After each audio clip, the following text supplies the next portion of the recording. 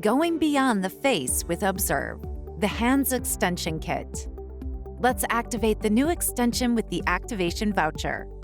You are now ready for your first patient. Before taking images with the OBSERV, it is important to remove all jewelry such as rings, watches, and bracelets.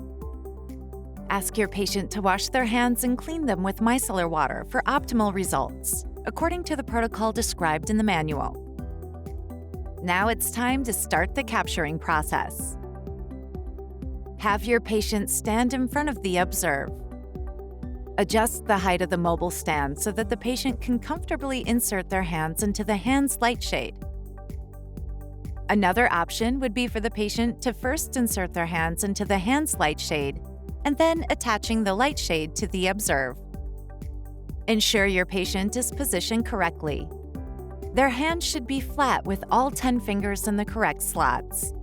The middle finger should touch the upper part of its slot. Click on the camera icon to take your pictures.